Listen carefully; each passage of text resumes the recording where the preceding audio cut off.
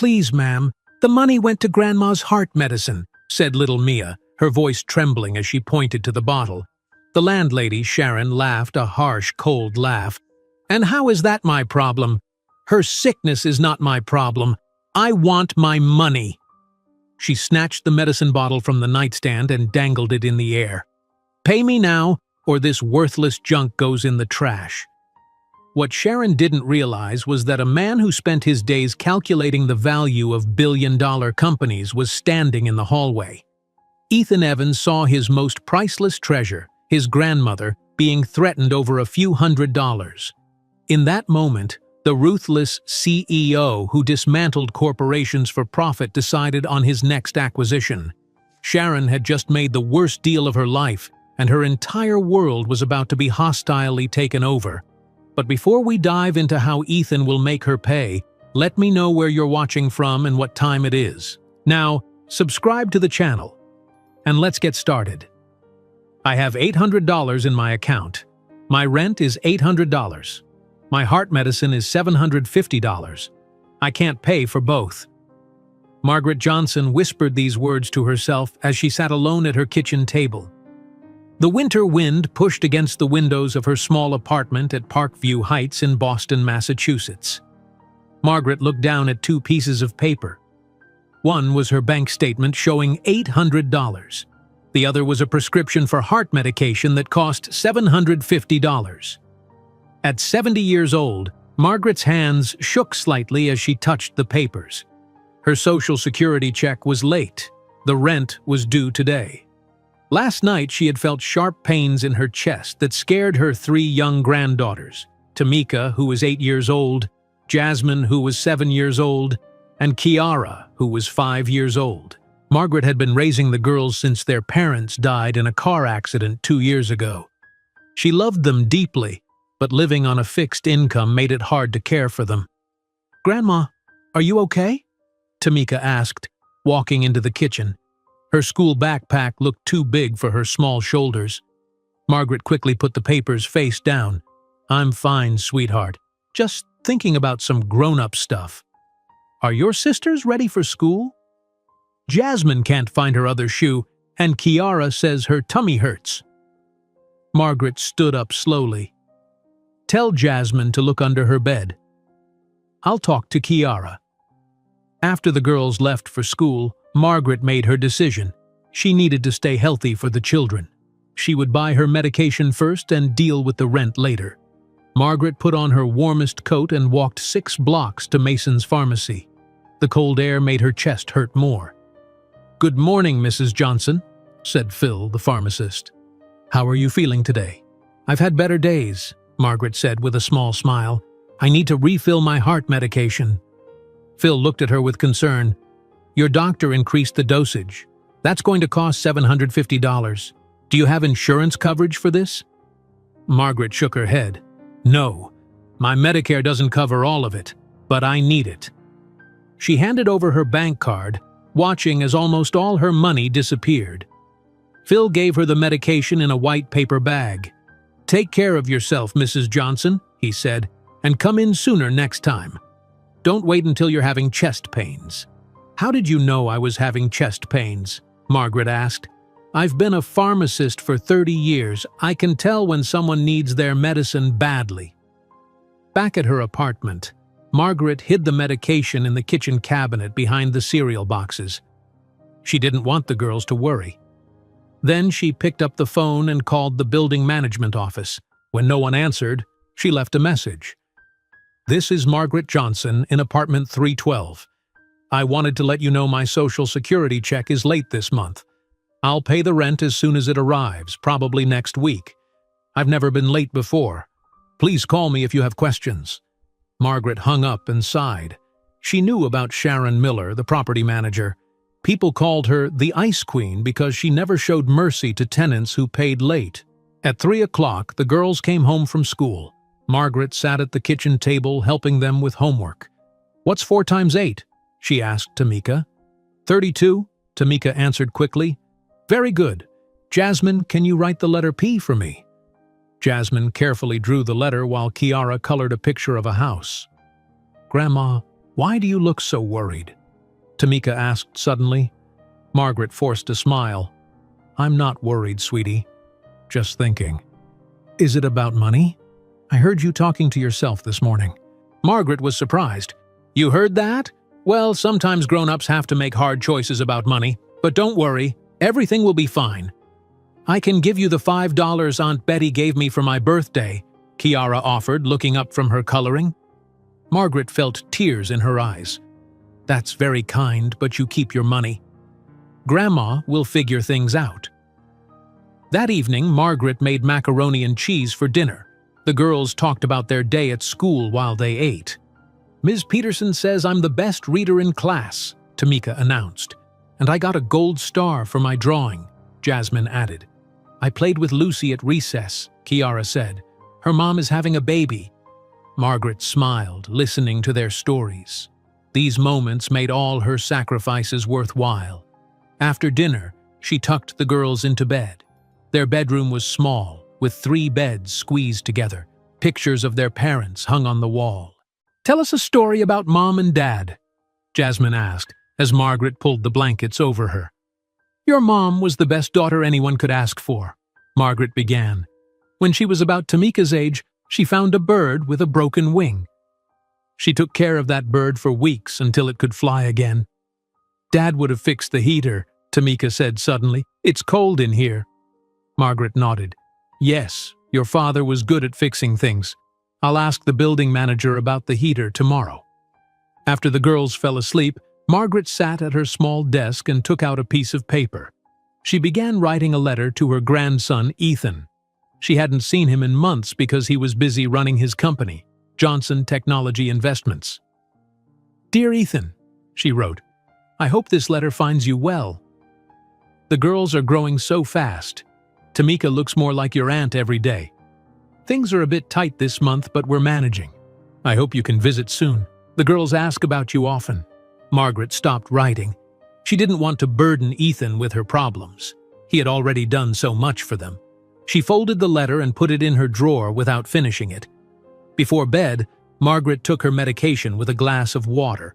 The bottle was nearly full. It would last for 30 days. By then, she hoped her financial situation would improve. She sat on the edge of her bed and looked at old family photos. There was Ethan at his college graduation. There were the girls' parents on their wedding day. So many happy moments frozen in time. Margaret said a quiet prayer for protection and guidance. Then she turned off the light and tried to sleep, but worry kept her awake. What would Sharon Miller do when she discovered the missed payment? How would she react to Margaret's message? The next morning, Margaret checked her bank account again. Her Social Security check still hadn't arrived. She called the Social Security office and waited on hold for 45 minutes. "We're experiencing a processing delay," the representative finally told her. "Your check should arrive within 5 to 7 business days." "But my rent was due yesterday," Margaret explained. "I'm sorry, ma'am. There's nothing we can do to speed up the process." For the next 2 days, Margaret jumped every time the phone rang or someone knocked at the door. She expected Sharon Miller to appear at any moment, demanding payment. On the 3rd day, Margaret was serving dinner when heavy footsteps sounded in the hallway. There was a loud, sharp knock at the door. "Who's that, Grandma?" Jasmine asked, looking scared. "Probably just a neighbor," Margaret said, but she knew better. The time she had feared had arrived. The knocking came again, harder this time. "Margaret Johnson, open this door immediately!" The voice was cold and commanding. Margaret looked at her granddaughters and took a deep breath.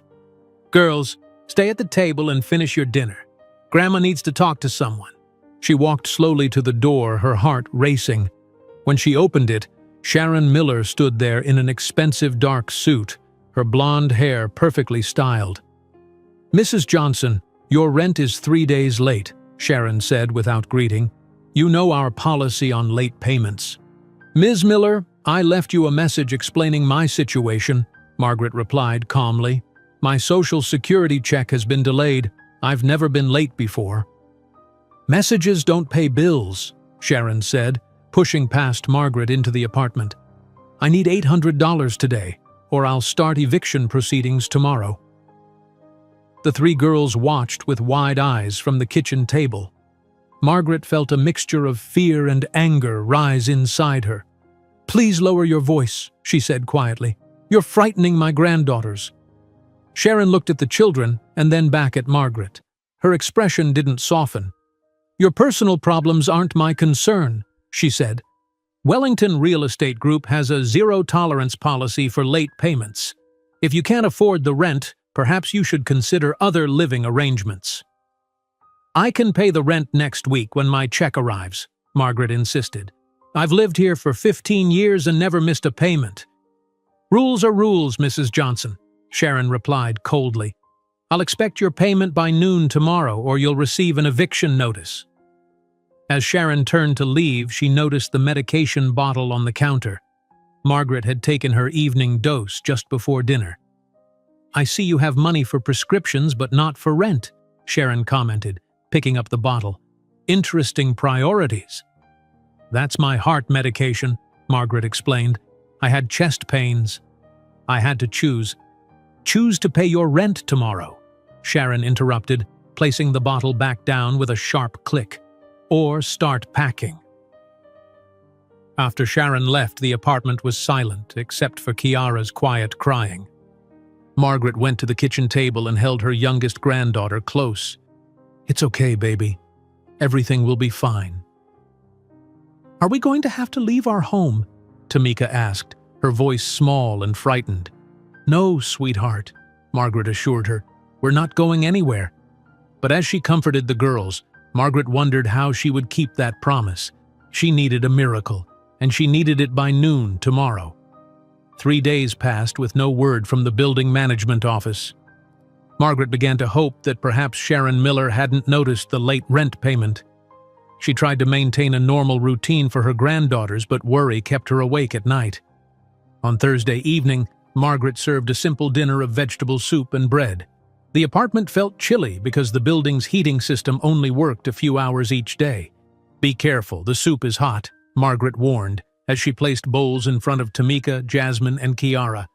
"Miss Peterson gave me a gold star today," Tamika said proudly. "I got all my math problems right." "That's wonderful, sweetie," Margaret smiled. "You're becoming so good at numbers." Jasmine blew on her spoonful of soup. "We painted pictures of our families today. I painted all of us and our apartment." "Did you remember to add Mr. Whiskers from next door?" Kiara asked, referring to their neighbor's cat that often visited their windowsill. "Of course I did," Jasmine nodded. "He's part of our—" A sudden aggressive knocking on the door cut her sentence short. The knocking was so loud and forceful that the girls jumped in their seats. Margaret's hand trembled as she set down her spoon. "Stay here and finish your dinner," she told the girls, trying to keep her voice steady. Before Margaret could reach the door, it swung open. Sharon Miller stormed into the apartment without waiting for permission. She wore an expensive gray suit, and her blonde hair was perfectly styled. Her high heels clicked sharply against the floor as she entered. "Mrs. Johnson," Sharon said loudly, "I see you've chosen to ignore my messages about your rent payment." The three girls immediately left their chairs and hid behind Margaret, who slowly stood up from the table. Tamika held on to her grandmother's sweater, while Kiara began to whimper softly. "Ms. Miller, I left a message explaining my situation," Margaret said calmly. "My Social Security check is delayed. I've never been late with rent before." Sharon pulled a formal notice from her leather folder. "Your payment was due 3 days ago. Wellington Real Estate Group has a zero-tolerance policy for late payments." "Please lower your voice," Margaret requested. "You're frightening my granddaughters." Sharon glanced at the girls with cold indifference. "Perhaps you should teach them about financial responsibility." "Rent comes first, before anything else." Margaret straightened her shoulders. "I had to make a difficult choice this month. I needed my heart medication. I had chest pains that—" "Your health problems aren't my concern," Sharon interrupted. Her eyes moved to the kitchen counter where Margaret's medication bottle sat. She walked over and picked it up. $750 for heart medication, Sharon read from the label. So you had money but chose not to pay your rent. I only had enough for one, Margaret explained. The medicine keeps me alive for my granddaughters. Sharon held the medication bottle up. Maybe this should be my collateral until you pay. $800 due immediately. Kiara began crying loudly. Jasmine joined her, tears streaming down her face. Tamika stood frozen, her eyes wide with fear. Please, Margaret said, her voice shaking. That medication keeps my heart working properly. I'll have the rent money next week when my check arrives. That's not how contracts work, Mrs. Johnson, Sharon replied. Perhaps you should sell some of these trinkets. She gestured toward the small shelf of family photos and mementos. Or maybe your television would cover the rent. Those are our family pictures, Tamika suddenly spoke up. You can't take them. Sharon turned a cold stare toward the child. I certainly can if your grandmother doesn't fulfill her obligations. Margaret moved toward Sharon, her hand outstretched. Please return my medication. $800 first, Sharon insisted, or I start eviction proceedings tomorrow morning. Unknown to both women, a man had arrived outside the apartment door. Ethan Johnson, Margaret's 35-year-old grandson and CEO of Johnson Technology Investments, had come for a surprise visit. He stood in the hallway, listening to the confrontation taking place inside his grandmother's apartment. Through the partially open door, Ethan saw his frail grandmother standing protectively in front of her 3 young granddaughters. He saw Sharon Miller holding what appeared to be a medication bottle, her posture aggressive and threatening. Inside the apartment, Sharon gave Margaret a final ultimatum. You have until 9 o'clock tomorrow morning to pay the full $800. After that, I'll dispose of this medication and file for immediate eviction. Margaret's hands trembled, but she stood her ground. Those are my granddaughters' home. They've already lost their parents. They cannot lose their home, too.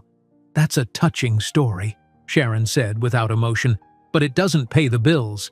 Wellington Real Estate isn't a charity. No, it certainly isn't, a deep voice said from the doorway. Everyone turned toward the sound. Ethan Johnson stepped into the apartment, his tall figure filling the doorframe. He wore a perfectly tailored dark blue suit that contrasted sharply with the modest surroundings of the apartment. His presence immediately commanded attention. Ethan, Margaret gasped, her hand going to her heart. Grandma? Ethan nodded at Margaret before fixing his gaze on Sharon Miller. I believe that medication belongs to my grandmother. Sharon's expression changed instantly. Her eyes widened as she recognized the well-dressed man standing in the doorway. Ethan Johnson's face had appeared in Boston Business Journal as one of the city's most successful entrepreneurs. Mr. Johnson, Sharon said, her voice suddenly professional. I was just explaining company policy to your grandmother regarding late payments. By threatening to withhold her heart medication? Ethan asked, his voice controlled but cold. That's an interesting business practice. There seems to be a misunderstanding, Sharon attempted to recover. Wellington Real Estate Group has strict policies that I'm required to enforce. Ethan walked fully into the apartment, closing the door behind him. The 3 girls watched him with a mixture of surprise and relief. Uncle Ethan! Kiara suddenly cried out, running to him. Ethan bent down and lifted the 5-year-old into his arms. Hello, little one, he said gently before looking back at Sharon. I'd like you to return my grandmother's medication immediately. Sharon quickly placed the bottle on the kitchen counter. Of course. As I was explaining, your grandmother's rent is 3 days overdue. I'm sure you understand the importance of timely payments in property management. Ethan set Kiara down and removed a checkbook from his jacket pocket. How much did you say was owed? $800, Sharon replied quickly. Ethan wrote a check and handed it to Sharon. This covers 6 months of rent in advance. I trust that resolves any immediate concerns. Sharon looked at the check, her eyes widening slightly at the amount. This is certainly generous, but there are building policies regarding... "I'll have my legal team review the lease agreement tomorrow," Ethan interrupted. "I'm particularly interested in policies about entering tenants' apartments without permission and threatening elderly residents with medication withholding." Sharon's confident demeanor faltered. "As I mentioned, there seems to have been a misunderstanding. Wellington Real Estate values all its tenants." "I'm sure we'll have plenty to discuss about those values," Ethan said. "For now, I'd like to spend time with my family." Sharon recognized the dismissal in his tone. She tucked the check into her folder and moved toward the door. "Please contact the office if you have any questions about the property or lease terms, Mr. Johnson." After Sharon left, closing the door behind her, the apartment fell silent for a moment. Then all three girls rushed toward Ethan, surrounding him with hugs. "You came back!" Jasmine exclaimed. "Are you staying?" Tamika asked hopefully. Margaret moved slowly toward her grandson, emotions overwhelming her. "Ethan, you shouldn't have paid so much money. I would have managed somehow." Ethan embraced his grandmother carefully. "I should have been checking on you more regularly. Why didn't you call me when you were having financial difficulties?" "I didn't want to be a burden," Margaret replied softly. "You're busy with your company, and you've already done so much for us." Ethan looked around the small apartment, noticing the worn furniture, the patch of water damage on the ceiling, and the portable heater plugged in because the building's heating system was unreliable. "Things are going to change around here," he said firmly. "That woman had no right to treat you that way." "Sharon Miller treats everyone like that," Margaret sighed. "She doesn't care about people, only money." "Well, I care about people," Ethan replied, "especially my family. And I have a feeling Ms. Miller and Wellington Real Estate are about to learn some important lessons about how to treat their tenants." As Ethan helped his grandmother back to the dinner table, his mind was already forming a plan. The confrontation he had just witnessed wasn't simply about late rent. It revealed a pattern of exploitation and mistreatment that likely affected many vulnerable residents at Parkview Heights. His grandmother and these children deserved better, and he had the resources to make that happen. What Sharon Miller didn't realize as she left the building that evening was that she had just threatened the wrong family, and Ethan Johnson never forgot those who hurt the people he loved. After dinner, Ethan helped Margaret wash the dishes while the girls finished their homework at the kitchen table. The small apartment felt warmer with Ethan's presence, though the heating system still worked poorly. "Tell me about this Sharon Miller," Ethan said quietly, so the girls wouldn't hear. "How long has she been treating tenants this way?" Margaret dried a bowl slowly. "She became the property manager about 2 years ago. The old manager, Mr. Davis, was kind. He understood when people had temporary problems. Sharon is different. She only cares about collecting rent on time." "And the building owner, Wellington Real Estate Group?" Ethan asked. "They own many buildings in Boston," Margaret explained. "No one ever sees the actual owners. Sharon is the face of the company to us." Tamika looked up from her math homework. "Ms. Miller made Mrs. Chen cry last month. Her son was in the hospital and she was late with rent." Ethan raised his eyebrows. "Who is Mrs. Chen?" "Emily Chen lives on the 4th floor," Margaret said. "She's a nurse at Boston General Hospital. She has 2 children and works night shifts. Her mother usually watches the children, but when she got sick, Emily had to pay for childcare. That made her short on rent money." "And Roberto in apartment 410, Jasmine added. "Miss Miller told him he couldn't put a special bar in his bathroom. He needs it because his legs don't work good from the war." "Well," Margaret corrected gently, "his legs don't work well." Ethan finished the last dish and dried his hands. "Girls, it's getting late. Why don't you get ready for bed? I'll come say goodnight in a few minutes." After the girls went to their bedroom, Ethan sat with Margaret at the kitchen table. "Grandma, why didn't you call me when things got difficult?" he asked. "You know I would have helped." Margaret touched his hand. "You've worked so hard to build your company." I didn't want to be a problem for you. You send money every month already, but with the girls' school supplies and food costs going up and then my new medication," her voice trailed off. "You raised me after my parents died," Ethan said firmly. "You worked 3 jobs to put me through college. You never let me go hungry even when you didn't eat. I wouldn't have my company without your sacrifices." "That was different," Margaret insisted. "You were a child. Now you're a successful businessman." "A successful businessman who still needs his grandmother," Ethan smiled. "I'm staying in Boston for a while." "I'm going to help fix this situation." Margaret looked worried. "Please don't make trouble, Ethan. People like Sharon Miller and the Wellington Company are powerful. They can make life difficult for us." "They're already making life difficult," Ethan replied. "And I have some power, too." Later, after tucking the girls into bed and listening to their excited stories about school, Ethan brought his laptop to the kitchen table. He searched online for information about Wellington Real Estate Group. Margaret watched him with concern. "What are you planning to do?" "First, I'm going to learn everything about this company," Ethan said. "Knowledge is the first step." "And then?" Margaret asked. "Then I'll decide the best way to protect you and the other tenants." The next morning, Ethan woke early. He made coffee and checked his email while Margaret prepared breakfast for the girls. At 7:30, Tamika, Jasmine, and Kiara came into the kitchen wearing their school uniforms. "Uncle Ethan!" Kiara exclaimed. "You're still here!" "I told you I would be," Ethan smiled, helping her into her chair. "I'm going to stay for a while." "Are you going to live with us?"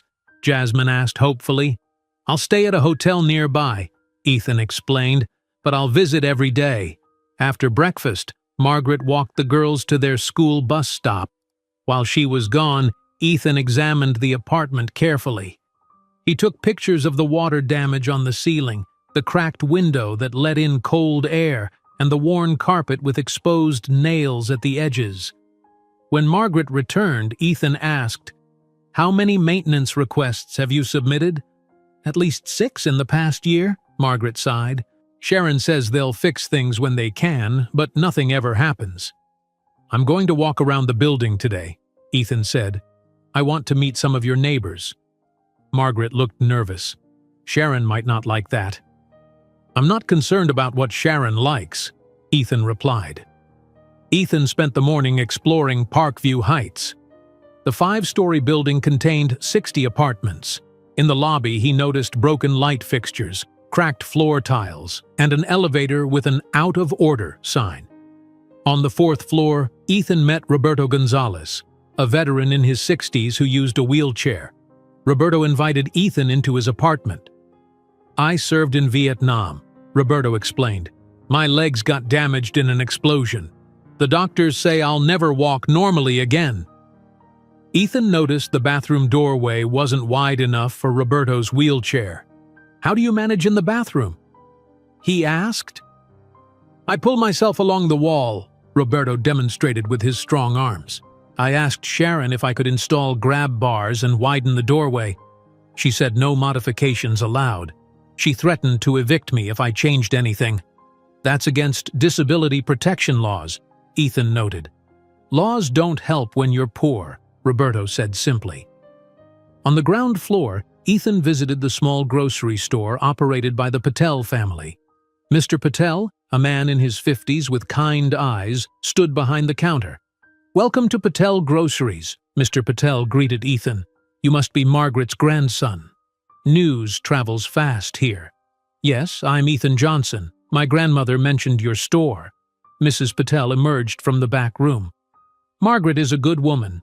We give the girls free fruit sometimes. Children need healthy food." "How long have you operated this store?" Ethan asked. 15 years, Mr. Patel said proudly. "We signed a 20-year lease when the previous company owned the building. But 2 years ago, Wellington bought the property and doubled our rent. Can they do that with an existing lease?" Ethan frowned. "They found a clause about market adjustments," Mrs. Patel explained. "We cannot afford a lawyer to fight them. We pay the higher rent, but now we can barely make profit." As Ethan left the store, he saw a woman in hospital scrubs rushing toward the elevator. When she found it wasn't working, she sighed loudly and headed for the stairs. "Excuse me," Ethan called. "Are you Emily Chen?" The woman turned, surprised. "Yes, do I know you?" "I'm Ethan Johnson, Margaret's grandson. She mentioned you're a nurse at Boston General." Emily nodded, looking tired. "Yes, I just finished a 12-hour night shift. I need to sleep a few hours before my children come home from school." "My grandmother mentioned you had some difficulties with the building manager," Ethan said carefully. Emily's expression darkened. "Sharon Miller has no mercy. My son had appendix surgery last month. I missed 3 shifts to be with him in the hospital. My paycheck was smaller and I was $200 short on rent. Sharon threatened to evict us immediately if I didn't pay." "What did you do?" Ethan asked. "I borrowed money from a payday loan company," Emily admitted. "The interest is terrible, but I had no choice. Now I work extra shifts to pay it back."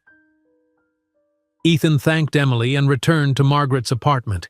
He found his grandmother sorting through bills at the kitchen table.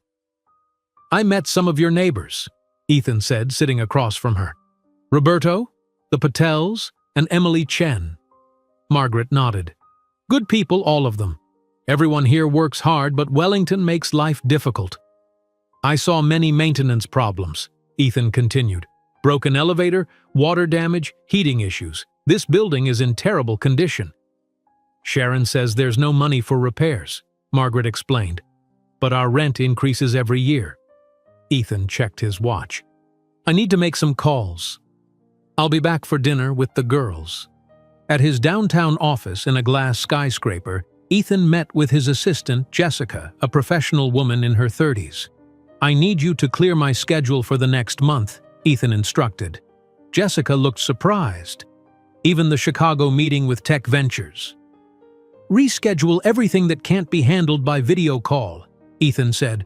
"Something important has come up." "Is everything okay?" Jessica asked with concern.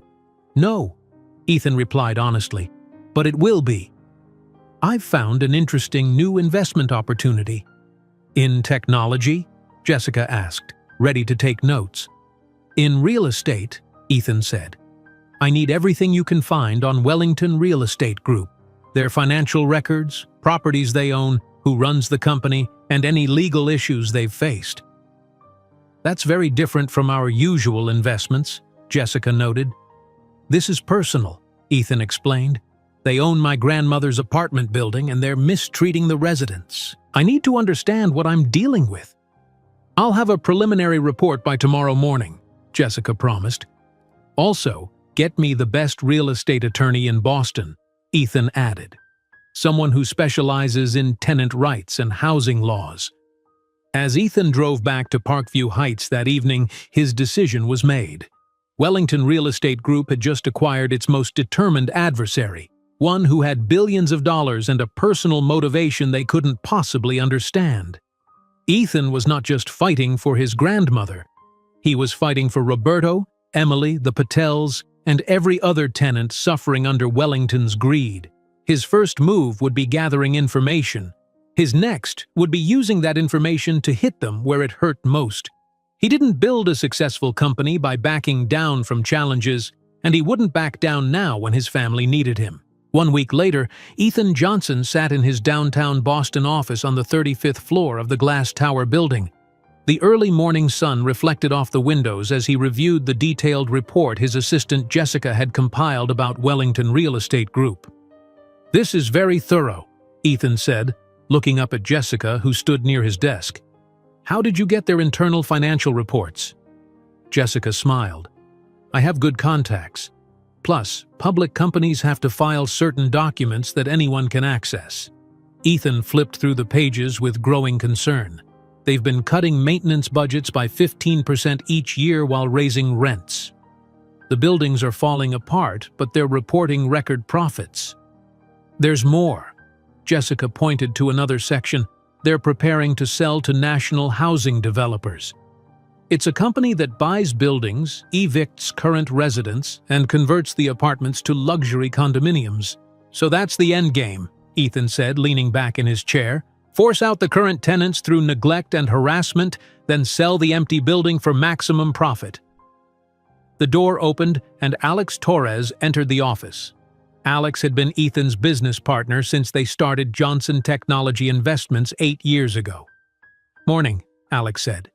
"Jessica said you wanted to see me urgently." "Thanks for coming," Ethan replied. "I'm working on a new investment situation." Jessica quietly left the room as Alex sat across from Ethan. "What's this I hear about you looking into real estate?" Alex asked. "We're a technology investment firm. Real estate is not our area." Ethan pushed the Wellington report toward his partner. "This company owns my grandmother's apartment building. They're mistreating residents, neglecting necessary repairs, and planning to convert to luxury condos." Alex skimmed the report. "I understand why you're angry, but this could affect our investors if you're not careful. We have responsibilities to people who trust us with their money." "Some principles transcend business considerations," Ethan said firmly.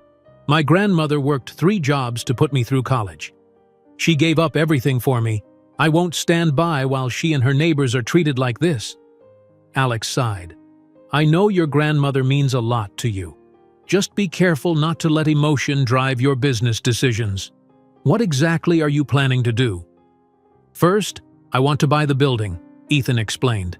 "I've already instructed our legal team to prepare an offer well above market value." "And if they won't sell?" Alex asked. "Then I'll find another way to protect the tenants," Ethan said with determination. Meanwhile, at Parkview Heights, Sharon Miller was implementing her own strategy. She stood in the building's boiler room with the maintenance man, Ted. "I want the heat reduced during daytime hours," she instructed. "Say we're doing energy efficiency upgrades." "But it's still cold in Boston," Ted objected. "It's only April. The nights are below freezing." Sharon's expression hardened. "Are you questioning my instructions? Wellington pays your salary, not the tenants."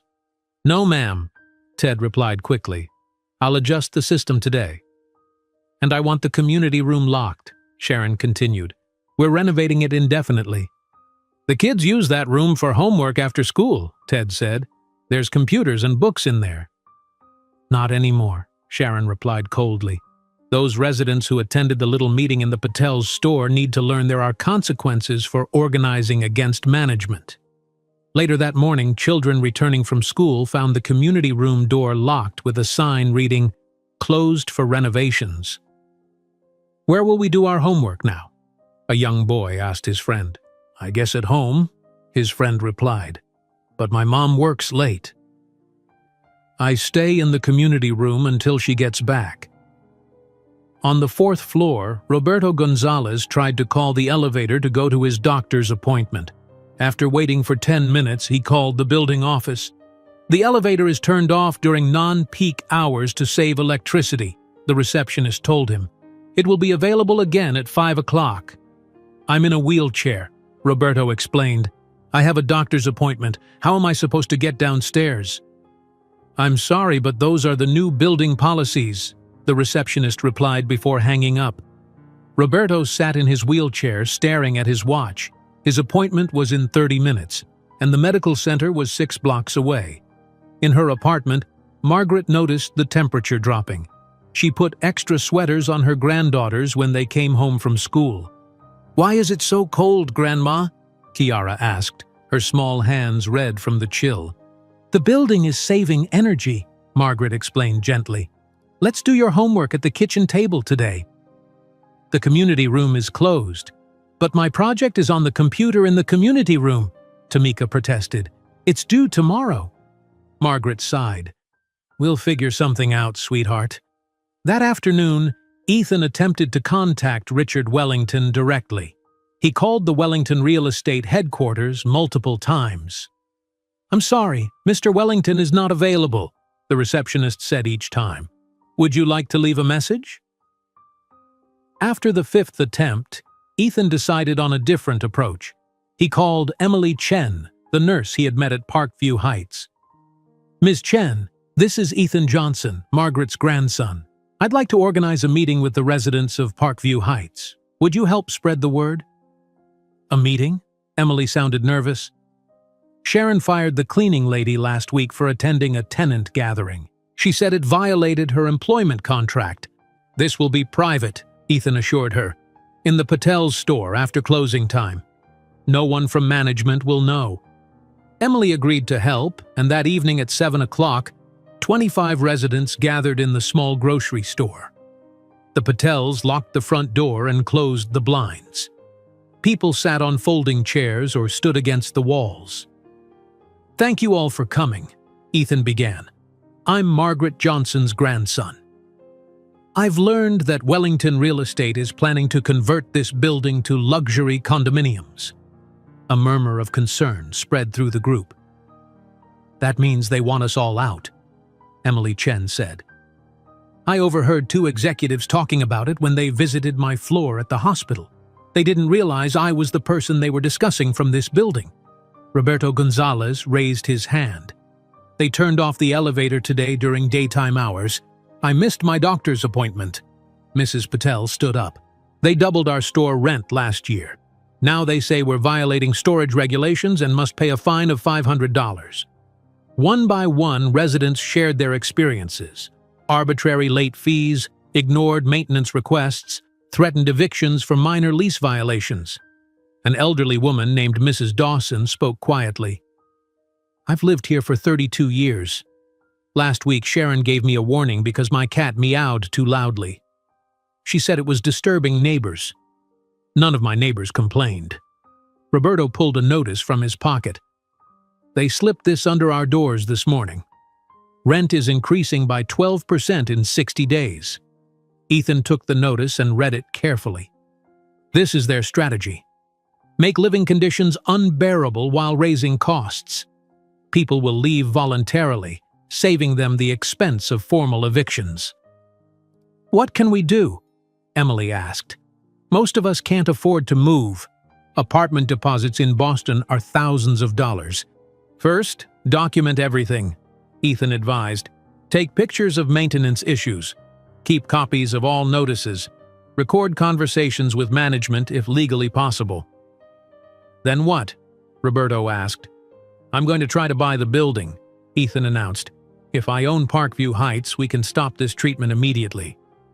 The residents looked at each other with cautious hope. Can you really do that?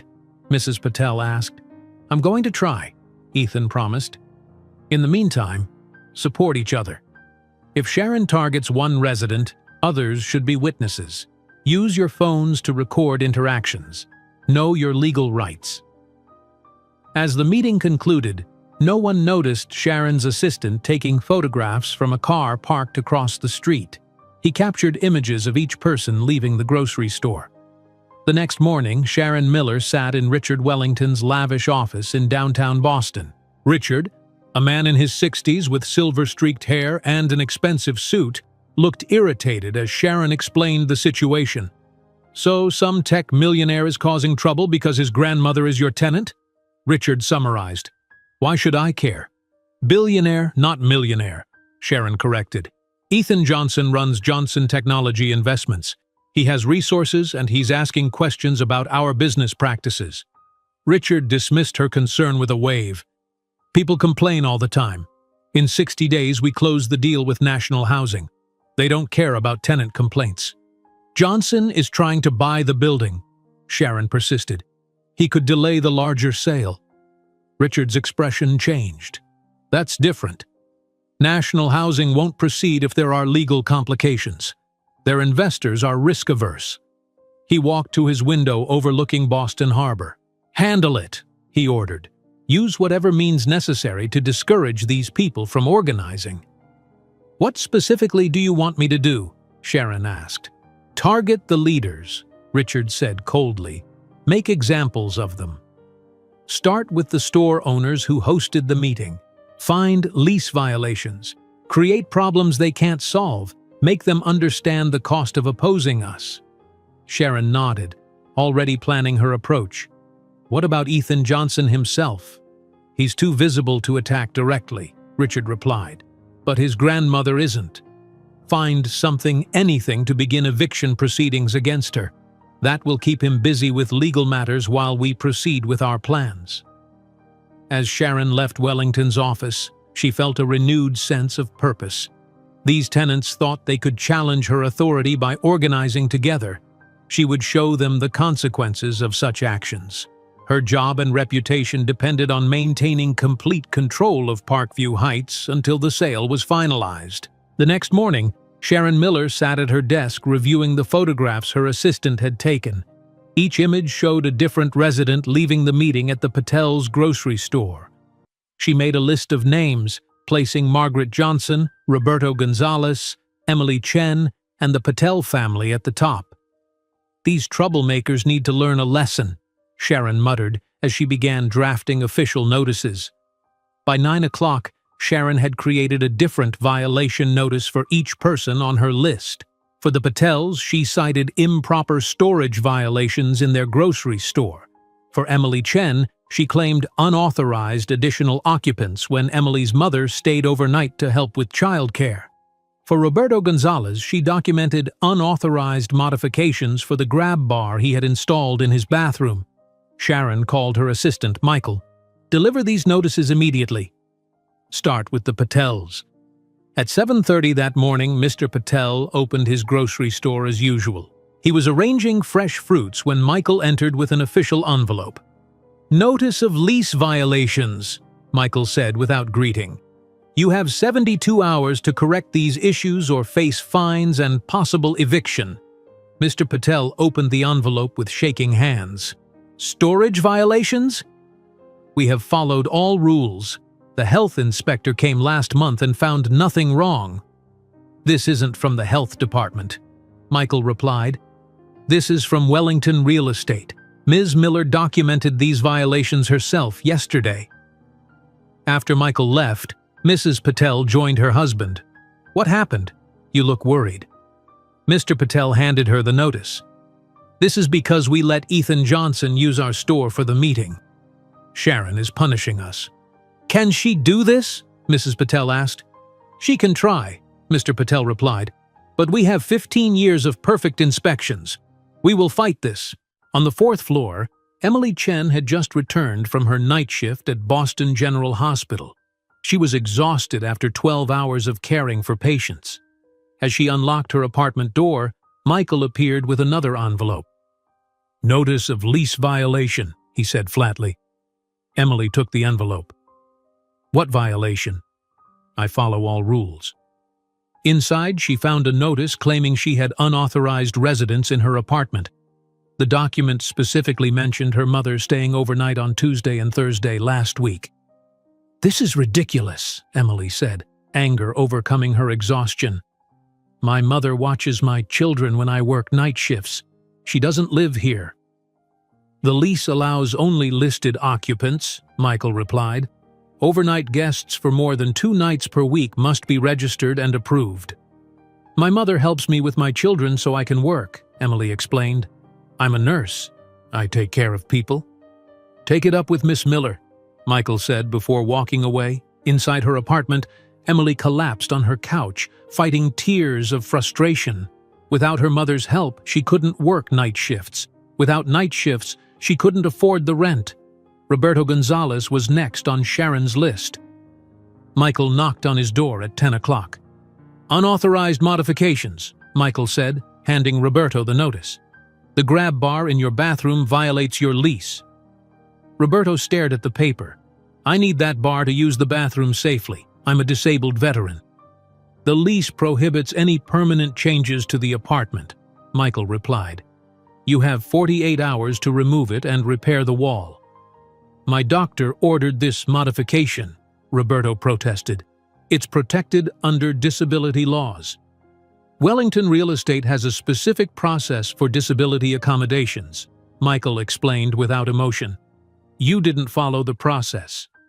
After delivering notices to everyone on Sharon's list, Michael returned to her office. "All notices delivered," he reported. "Most residents were upset." "Good," Sharon said. "Now they understand the consequences of organizing against management." Meanwhile, Ethan Johnson was meeting with his legal team in his downtown office. His real estate attorney, Sandra Williams, reviewed his offer to purchase Parkview Heights. "This is a very generous offer," Sandra said. 30% above market value. Wellington would be foolish to reject it. "They might reject it anyway," Ethan replied. "I've learned Wellington is negotiating with national housing developers to sell all their properties together." "National Housing has a notorious reputation," Sandra frowned. "They buy buildings, evict tenants, and create luxury housing. They've faced several lawsuits for discriminatory practices." "That's why I need to move quickly," Ethan said. "I want to protect the residents of Parkview Heights before Wellington can sell." "I'll deliver this offer personally today," Sandra promised. That afternoon, Sandra Williams walked into Wellington Real Estate headquarters carrying Ethan's offer. She requested a meeting with Richard Wellington and was kept waiting for 45 minutes before being shown to his office. "Mr. Wellington, I represent Ethan Johnson of Johnson Technology Investments," Sandra began. "My client wishes to purchase Parkview Heights. Here is his offer." Richard Wellington barely glanced at the document before laughing. "Not interested. The offer is 30% above market value," Sandra pointed out. "It's extremely generous." "Parkview Heights is not for sale individually," Wellington replied. "We're packaging all our properties for a larger deal." "My client is prepared to be very flexible on terms," Sandra persisted. "He can close quickly with cash." Wellington stood up, indicating the meeting was over. "Tell your client to stop wasting my time, and inform him that interfering with our business operations could have legal consequences." When Sandra reported back to Ethan, he was disappointed but not surprised. "They're determined to complete the national housing deal," Ethan said. "We need another approach." "What are you thinking?" Sandra asked. "I need to understand their financial situation better," Ethan replied. "Every company has pressure points." At Parkview Heights, Margaret was helping her granddaughters with breakfast when Michael knocked on her door. He handed her an envelope without speaking. Inside was a notice for another apartment inspection, the third in 2 weeks. "This is harassment," Margaret said quietly. "You know that, don't you?" Michael avoided her eyes. "I'm just doing my job, Mrs. Johnson." Throughout the day, residents at Parkview Heights shared their stories of Sharon's notices. The community watch group that Roberto had organized exchanged text messages about each new violation. "She's targeting everyone who attended the meeting," Roberto texted. "This is retaliation." "What can we do?" Emily responded. "I can't afford to move, but I might lose my apartment if my mother can't stay overnight." "Document everything," Roberto advised. "Take pictures. Record conversations if legally allowed. We need evidence of harassment." In the afternoon, Ethan received a call from his contact at First National Bank, James Peterson. "I've been reviewing Wellington's financial position," James said. "They're leveraged far beyond what's sustainable. They've been maintaining appearances to complete the sale to national housing." "How vulnerable are they?" Ethan asked. "Very," James replied. "They've taken multiple loans using their properties as collateral. First National holds most of their debt, over $300 million. Ethan considered this information carefully. Would the bank consider selling that debt? Selling it? Why would you want to buy debt? James sounded surprised. I'm exploring options, Ethan explained. Could we discuss this further tomorrow? I'll set up a meeting, James agreed. That evening, Margaret was preparing dinner when she found an official envelope that had been slipped under her door. She opened it and gasped. It was an eviction notice claiming she was running an illegal business from her apartment. The notice stated, "Management has evidence that you are operating an unauthorized childcare business from your residence. This violates Section 8.3 of your lease agreement. You have 72 hours to cease all business activities or vacate the premises." Margaret sat down heavily, her hand on her chest. "This is completely false," she whispered to herself. "I've never run a business here." She felt a sharp pain in her chest that radiated down her left arm. The pain intensified, making it difficult to breathe. Margaret reached for the phone to call Ethan, but the room began spinning. She collapsed on the kitchen floor. When Tamika, Jasmine, and Kiara returned from their after-school program, they found their grandmother unconscious. "Grandma!" Tamika screamed. She remembered what Margaret had taught them about emergencies. "Jasmine, call 911! Kiara, go get help from Mrs. Chen!" The ambulance arrived within 10 minutes. The paramedics worked quickly, stabilizing Margaret before taking her to Boston General Hospital. When Ethan received the call, he rushed to the hospital. He found the 3 girls sitting in the waiting room with Emily Chen, who had been on duty when the ambulance arrived. "What happened?" Ethan asked, kneeling to hug his young cousins. "Grandma was on the floor," Kiara cried. "She wouldn't wake up." Emily took Ethan aside. "It appears to be a minor heart attack. The doctor is with her now. She was clutching this when they brought her in." Emily handed him the false eviction notice. Ethan read it, his face darkening with anger. "This is completely fabricated. She doesn't run any business."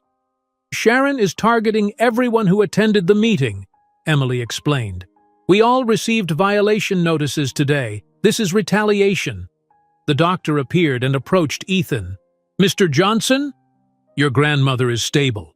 She experienced a mild heart attack, likely triggered by extreme stress. She's asking for you." Ethan found Margaret in a hospital bed, looking pale but alert. He took her hand gently.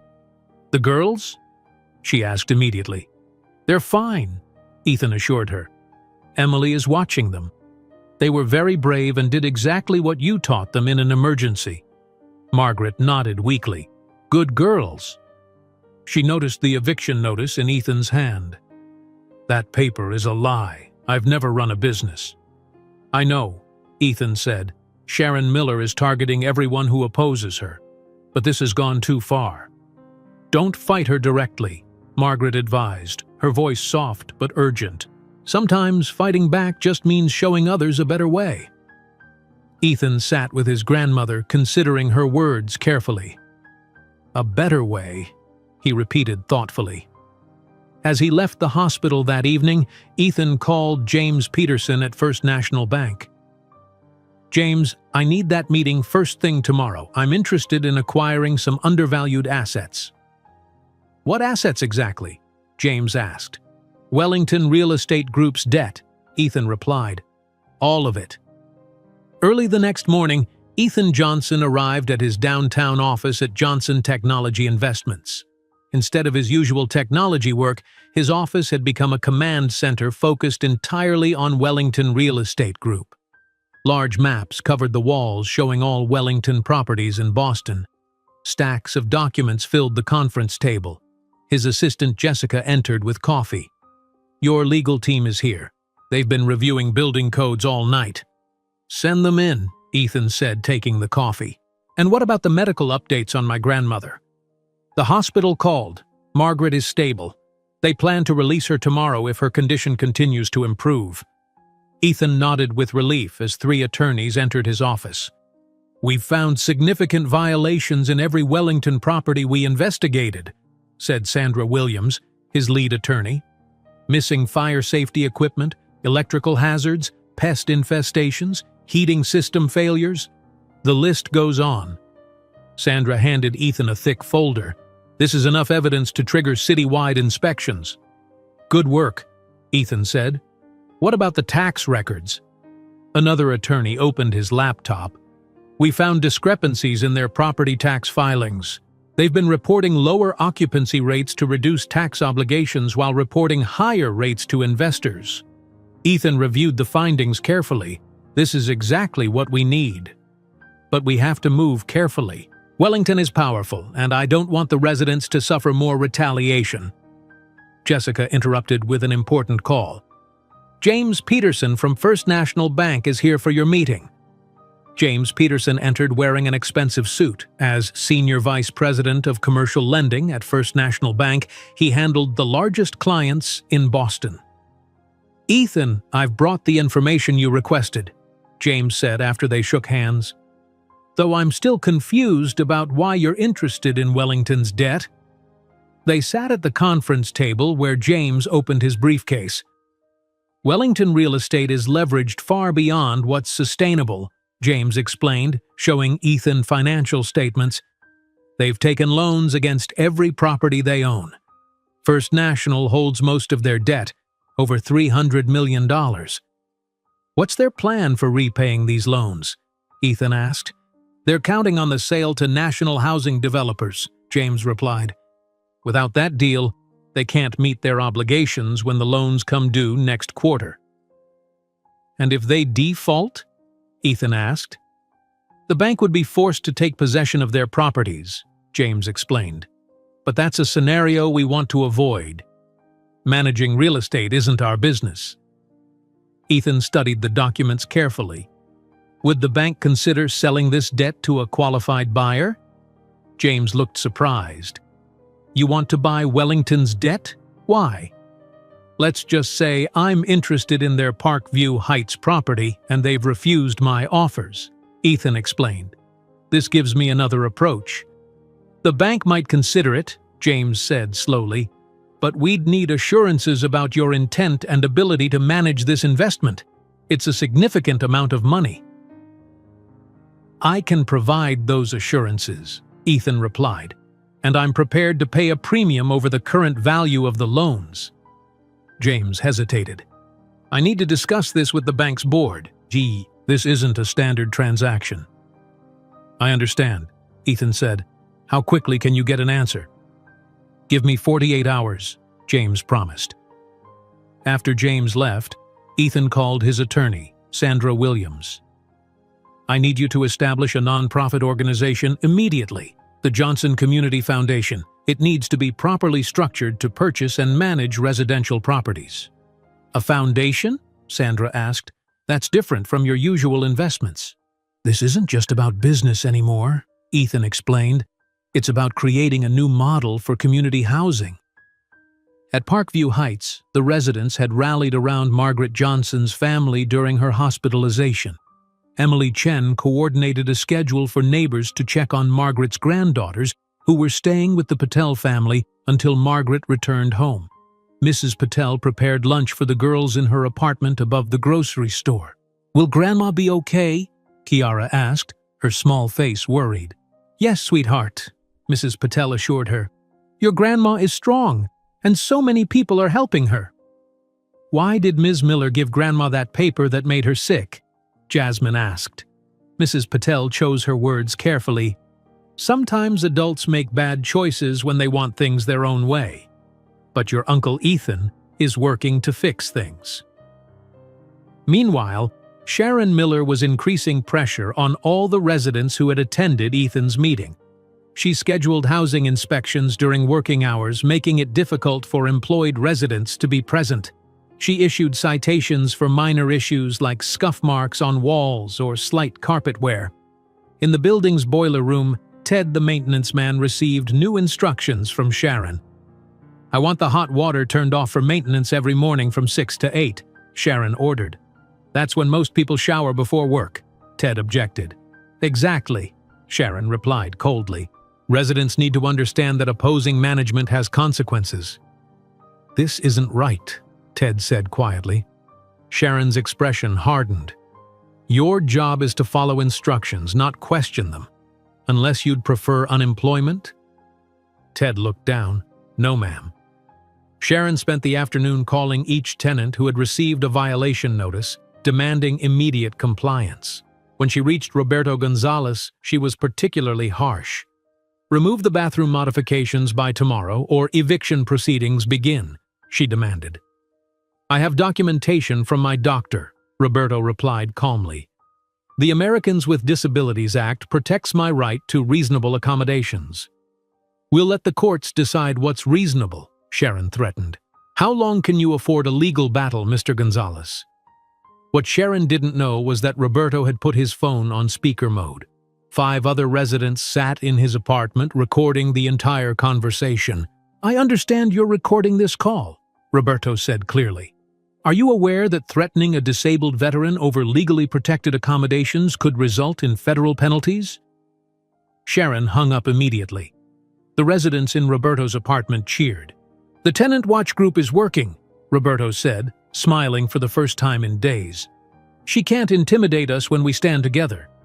That afternoon, Ethan met with Boston City Council member David Morris at City Hall. Morris, a man in his 50s with a reputation for supporting tenant rights, reviewed the evidence Ethan had compiled. "This is disturbing," Morris said, examining photos of code violations.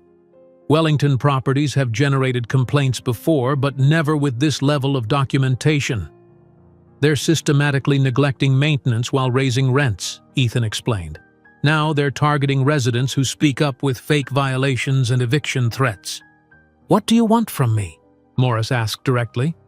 "Wellington has applied for permits to convert Parkview Heights to condominiums," Ethan replied.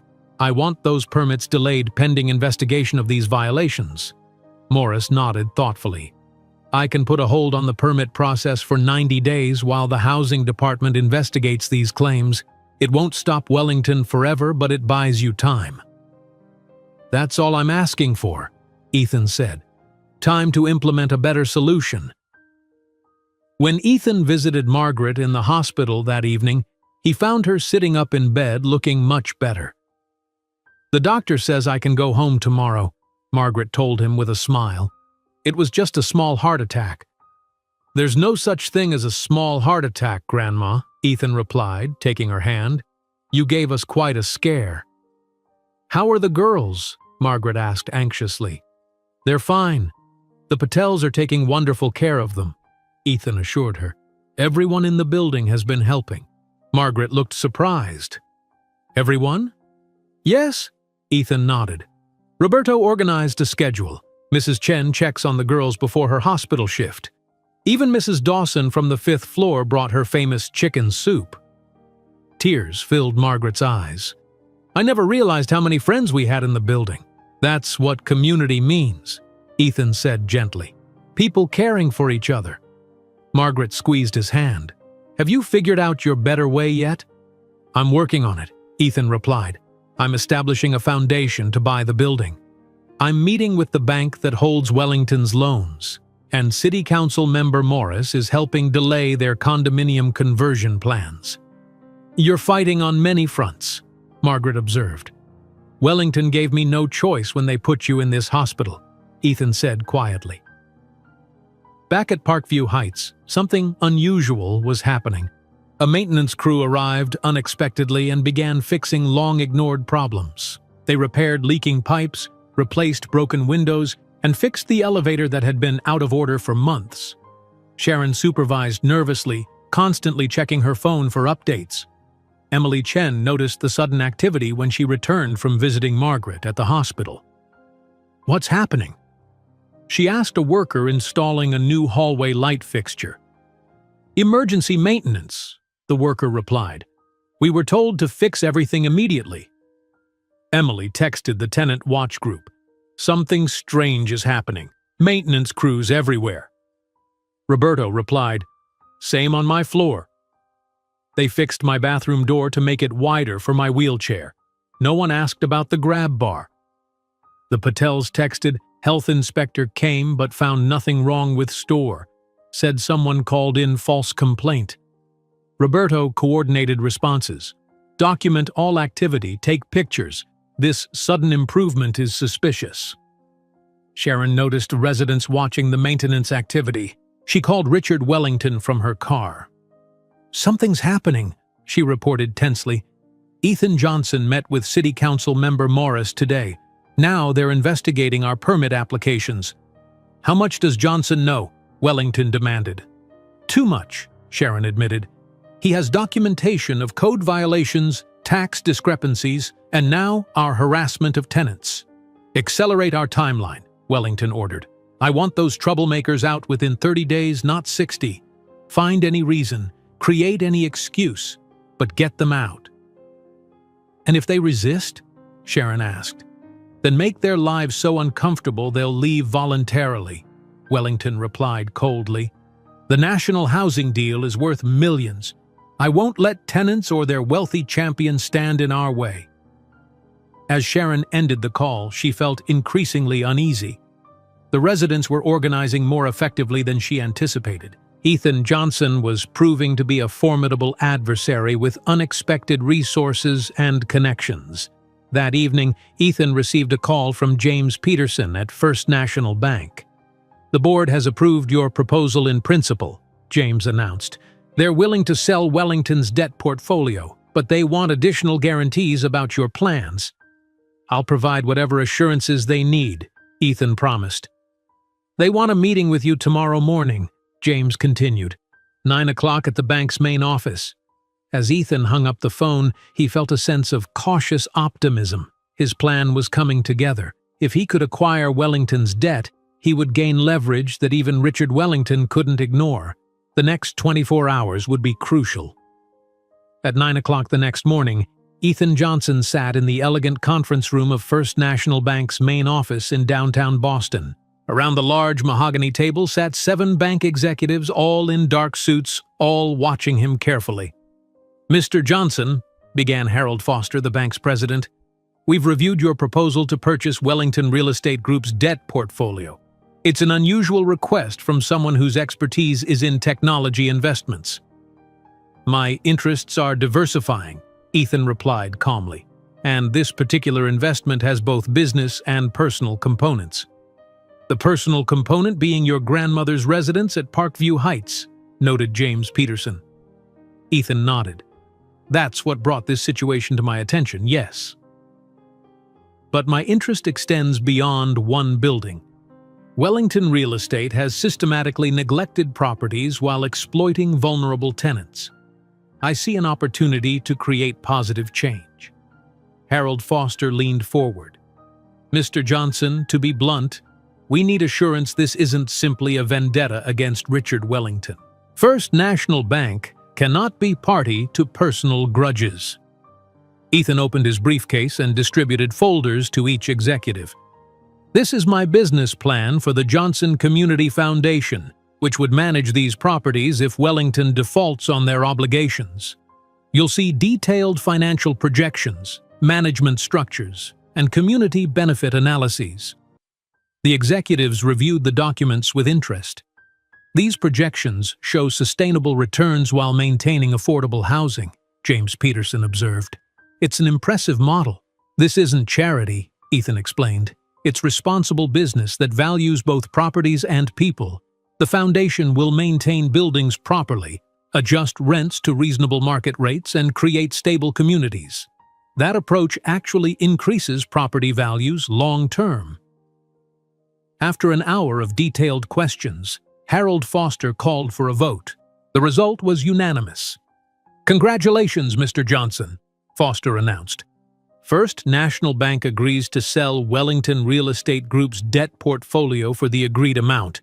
Our legal department will complete the transaction today." "Thank you," Ethan replied. "I'd appreciate if this transaction remained confidential for 24 hours. I want to personally inform Wellington of the change in circumstances." "Of course," Foster agreed. "Though I imagine Richard Wellington won't be pleased when he learns you control his company's financial future." At 10 o'clock that same morning, Richard Wellington arrived at Wellington Real Estate headquarters.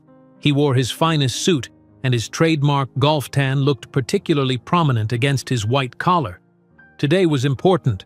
The board would finalize details for the National Housing Developers deal. Wellington strode confidently through the lobby, nodding to employees who greeted him with nervous smiles. In the elevator, he checked his reflection in the polished doors and straightened his tie. The executive floor buzzed with activity when he arrived. His assistant hurried toward him, her expression worried. "Mr. Wellington, the CFO needs to speak with you immediately," she said urgently. "Can't it wait?" "The board meeting starts in 30 minutes, Wellington replied irritably. "Sir, he says it's an emergency regarding First National Bank." Wellington frowned and headed to his CFO's office.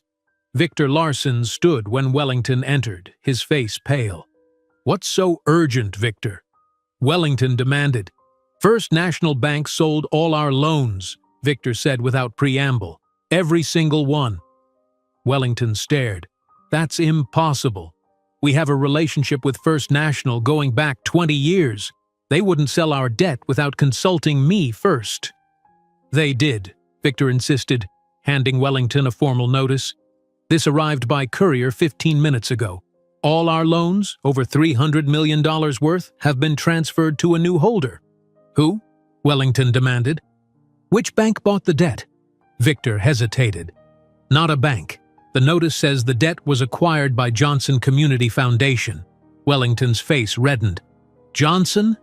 As in Ethan Johnson?" "I believe so," Victor confirmed. "I've been trying to contact First National for details, but they're referring all questions to the new debt holder." Wellington slammed his fist on the desk. "That interfering—" He stopped himself and took a deep breath. "Call National Housing. Tell them we need to accelerate our timeline. I want contracts signed by the end of the week. Sir, with our debt in new hands, National Housing might reconsider. If Johnson calls these loans due—" "He won't," Wellington interrupted. "He's trying to pressure us into selling him that building where his grandmother lives. Once we explain the larger situation to National Housing, they'll understand this is just a negotiating tactic." Wellington stormed into the boardroom where his executives waited. "Change of plans," he announced. "We're facing a minor complication with our financing, but nothing that affects the National Housing deal." Meanwhile, Ethan received confirmation from his legal team that all documents were properly filed. He now officially controlled Wellington's debt. "What's your next step?" Sandra Williams asked. "A direct conversation with Richard Wellington," Ethan replied. "Please have the car ready in 30 minutes." Ethan called Margaret at the hospital. "How are you feeling today, Grandma?" "Much better," Margaret replied. "The doctor says I can go home this afternoon. The Patels are bringing the girls to pick me up." "That's wonderful news," Ethan said warmly. "I have some business to take care of today, but I'll visit you this evening." "What kind of business?" Margaret asked suspiciously. "You're not causing trouble, are you?" Ethan smiled. "Not causing it, Grandma. Solving it. Just rest and let your neighbors help you today." At Parkview Heights, residents noticed even more maintenance activity than the previous day. Crews replaced broken appliances, fixed leaking roofs, and installed new safety equipment. Sharon Miller supervised frantically, constantly checking her phone. Emily Chen approached Sharon in the lobby. "Why the sudden concern for repairs after months of ignoring our requests?" Sharon avoided eye contact. "Just routine maintenance." "There's nothing routine about fixing everything at once," Emily observed. "What's really happening?" Sharon didn't answer, hurrying away to take a call on her phone. The tenant watch group sent messages throughout the building. "Roberto. New fire alarms installed on my floor." "Mrs. Dawson. They fixed my broken heater after 8 months." "Mr. Patel. Health inspector came again. Said previous violation report was filed incorrectly." At 1 o'clock, Ethan's car pulled up to Wellington Real Estate headquarters. He entered the building with Sandra Williams and 2 other attorneys. The receptionist tried to stop them.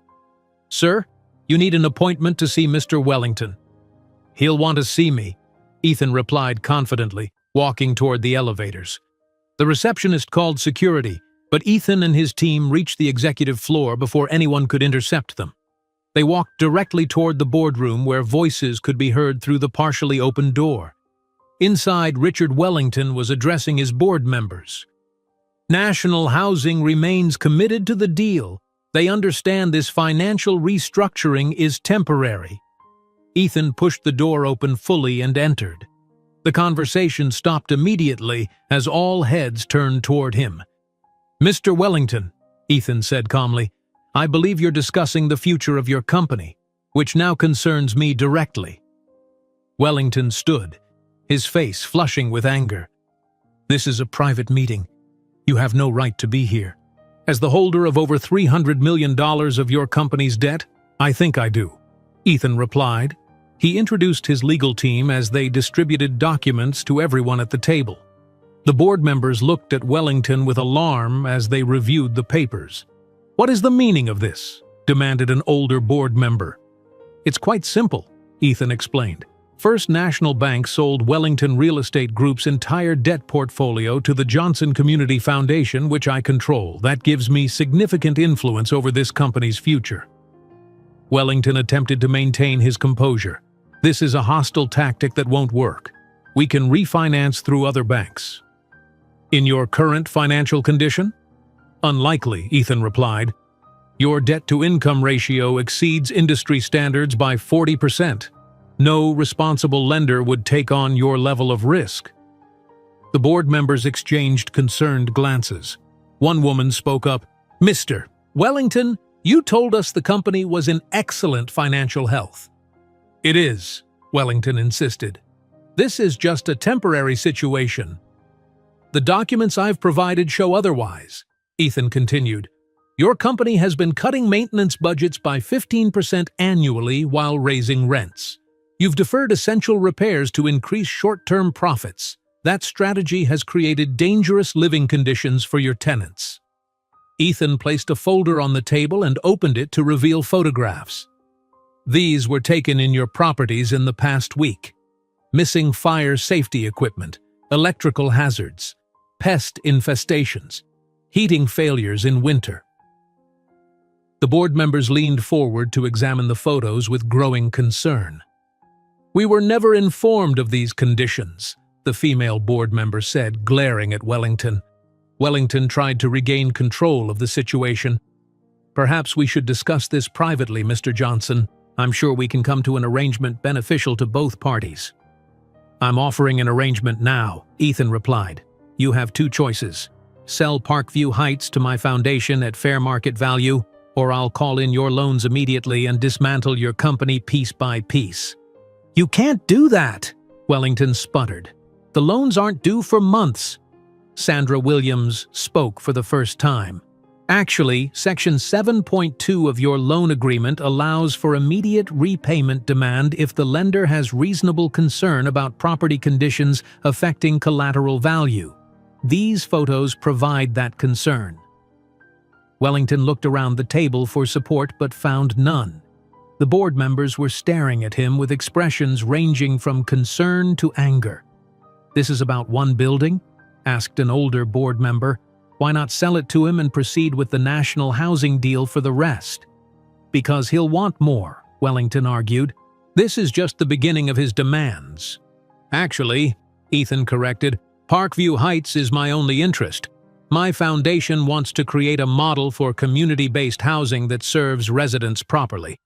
Your other properties can proceed to national housing, though I'd advise them to inspect carefully before purchasing.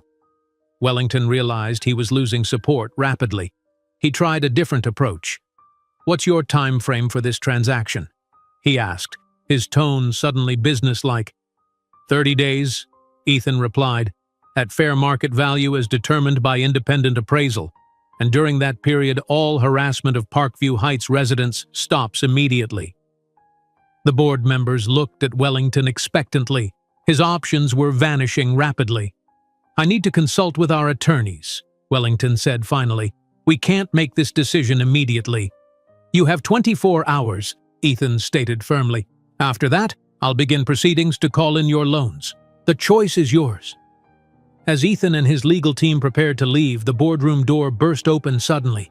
Sharon Miller rushed in, clutching a folder to her chest. When she saw Ethan standing at the head of the table, she froze momentarily. Ms. Miller, Wellington said sharply. This is a private board meeting. Sharon glanced from Ethan to Wellington, quickly assessing the tension in the room. I have important information that can't wait, she insisted. Information that could change everything about this situation. Everyone in the boardroom stared at Sharon Miller. She looked different from her usual confident self. Her hair was slightly messy, and her hands shook as she clutched the folder. This is not the time, Sharon, Richard Wellington said, his face red with anger. We're in the middle of an important discussion. Sharon stepped further into the room. Before anyone makes any decisions, she announced, looking around at the board members, you should know that I've been documenting certain company practices for the past 2 years. The tension in the room increased instantly. Wellington motioned Sharon to come to him, expecting support against Ethan. Instead, Sharon moved to the center of the table. "What kind of practices, Ms. Miller?" asked the female board member who had spoken earlier. Sharon opened her folder. Financial irregularities, tax fraud, systematic embezzlement. She placed several documents on the table where everyone could see them. These show how money reported for building repairs was actually diverted to offshore accounts. Wellington's face turned from red to white. "This is absurd. She's making desperate claims to save her job." Sharon looked directly at Wellington. "Really? Then how do you explain these transfer records with your signature? Or these maintenance budgets that show work was paid for but never completed?" She turned to face the board members. "For 2 years, I've watched money that should have fixed leaking roofs and broken heaters go instead to personal accounts. I was told it was standard business practice when I first noticed the discrepancies." "Why reveal this now?" Ethan asked quietly. Sharon glanced at him. "Because I discovered something yesterday." She pulled out another document. "This is an email from Mr. Wellington to National Housing. He planned to blame all financial irregularities on me once the deal closed. I was always meant to be the scapegoat." "That's a lie," Wellington shouted, standing up. "This woman is clearly unstable." Another board member picked up one of Sharon's documents. "These maintenance records don't match the financial statements we've been receiving. According to this, we paid for new heating systems in 4 buildings last year, but the work was never done. If I go down," Sharon said firmly to Wellington, "you go down with me. I have copies of everything. Emails, bank transfers, fake invoices. It's all here." The boardroom erupted into multiple conversations. Board members began asking pointed questions about specific properties and accounting discrepancies. Some pulled out phones, likely calling their personal attorneys. Ethan watched the chaos with careful attention. He hadn't expected this development, but it strengthened his position significantly. "Silence!" Wellington finally shouted, bringing the noise level down. "This is all a misunderstanding that can be explained. Ms. Miller has clearly misinterpreted normal business operations." The female board member stood up. "I've been on this board for 15 years, Richard. These do not look like normal business operations to me. These look like crimes." Ethan cleared his throat, bringing attention back to himself. "My offer stands regardless of these new developments," he stated calmly. "However, my timeline has shortened considerably. You have 1 hour to decide on selling Parkview Heights, or I'll begin proceedings to call in all loans immediately." Wellington's face showed panic for the first time. 1 hour isn't enough time to consider such an important decision. "Given what we've just learned," Ethan replied, "I think 1 hour is generous. I'll wait downstairs in the lobby." As board members continued examining Sharon's documents and making urgent phone calls, Wellington pulled his legal advisor aside for a hurried conversation. Ethan and his legal team moved toward the door. As they left, Sharon Miller approached Ethan in the hallway. "Why did you reveal all this now?" Ethan asked her quietly. Sharon's professional facade had crumbled, revealing unexpected vulnerability. "I found the email yesterday. Wellington planned to make me take the blame for everything. The board would fire me, the authorities would investigate me, and he would walk away clean with millions from the national housing deal." "You must have suspected the financial problems before yesterday," Ethan observed. Sharon nodded slowly. "I knew things weren't right. But this job was everything to me. After my divorce, I had nothing. Wellington offered me this position with a good salary if I followed his rules exactly. I told myself I was just being a good employee." She paused. "I was wrong. What happens to you now?" Ethan asked. "Probably legal trouble," Sharon admitted, "but at least I'm facing it honestly." Ethan considered her words carefully. "When this is over, contact my office. People who admit mistakes deserve second chances sometimes." In the lobby, Ethan and his legal team waited as the hour passed. Sandra Williams reviewed documents on her tablet. "Do you think they'll sell?" she asked Ethan. They don't have much choice, Ethan replied. With their financial fraud exposed, the national housing deal is likely dead. Selling Parkview Heights gives them cash to deal with immediate problems. And if they refuse? Sandra asked. Then we call in the loans and force them into bankruptcy, Ethan said simply. Either way, we achieve our goal. 53 minutes later, Richard Wellington and 2 board members appeared in the lobby. Wellington's usual confident posture was gone. He looked tired and defeated. We've reached a decision, Wellington announced. Wellington Real Estate Group will sell Parkview Heights to the Johnson Community Foundation at fair market value, with closing to occur within 30 days. Ethan nodded. My attorneys will draft the agreement immediately. I expect all harassment of Parkview Heights residents to stop today. It's already stopped, Wellington said flatly. I've instructed maintenance to continue the repair work that's underway. What about the other issues Ms. Miller raised? Ethan asked. The female board member stepped forward. The board has called an emergency session to review all financial records. Mr. Wellington has agreed to take a leave of absence during the investigation. Wellington glared at Ethan. I hope you're satisfied. You've destroyed what took me decades to build. You destroyed it yourself, Ethan replied calmly. Buildings aren't just financial assets. They're people's homes. You forgot that. As Wellington and the board members walked away, Sandra turned to Ethan. Congratulations. You achieved your goal. Part of it, Ethan corrected. Now the real work begins. I need you to start the paperwork immediately. I want to tell my grandmother the good news. Ethan left the Wellington building and immediately called Margaret. She had returned home from the hospital that afternoon and was resting in her apartment. Grandma, it's Ethan. I have good news, he said when she answered. What have you done? Margaret asked suspiciously. Wellington Real Estate has agreed to sell Parkview Heights to my foundation, Ethan explained. Within 30 days, the building will have new ownership. There was silence for a moment. What does that mean for us? Margaret finally asked. For all the tenants?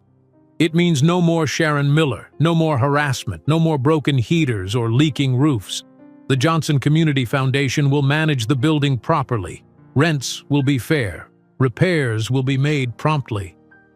Johnson Community Foundation? Margaret repeated. You named it after our family? After you, Ethan clarified. You taught me the importance of community.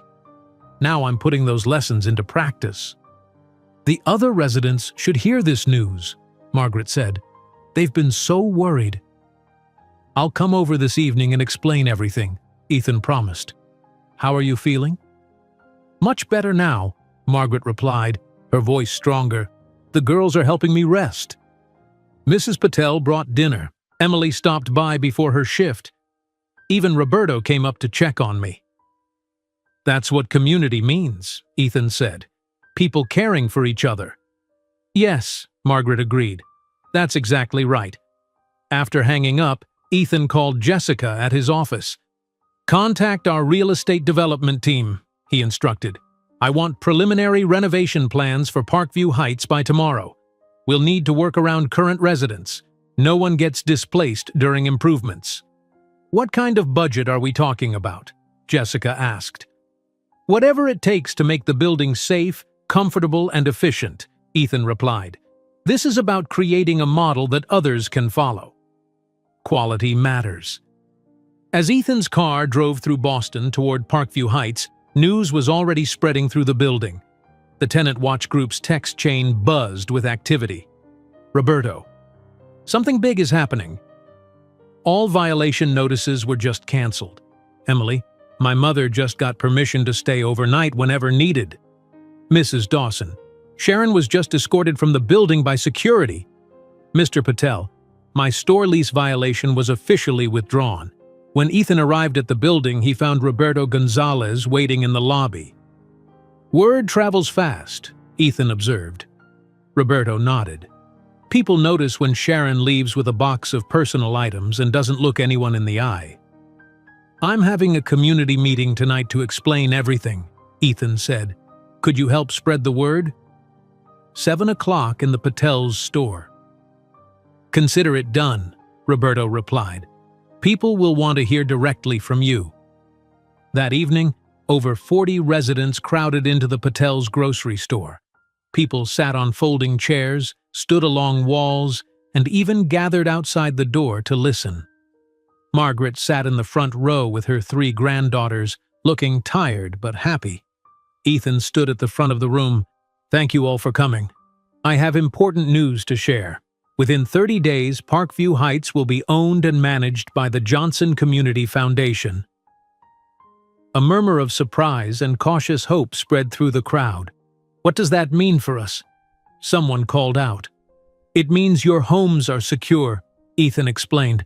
No more harassment, no eviction threats, no ignored maintenance requests. This building will be properly repaired and maintained while respecting the community that already lives here. Will our rent go up? Asked an elderly man. There will be a new rent structure based on income, Ethan replied. Some might pay less, some might pay the same. No one will face sudden, dramatic increases. What about Sharon Miller? Roberto asked. Is she really gone? Yes, Ethan confirmed.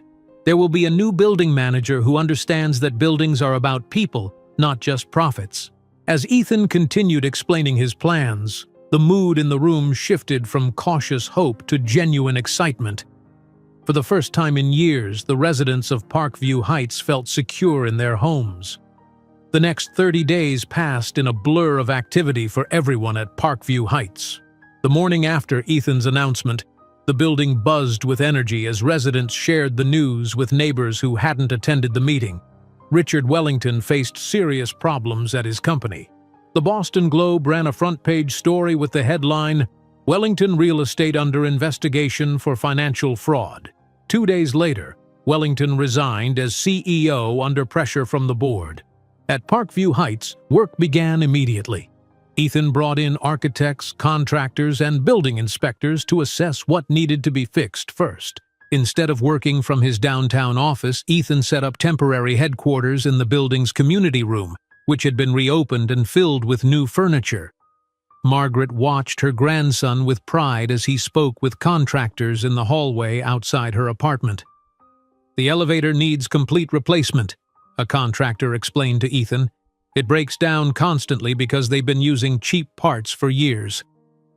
Replace it entirely, Ethan decided.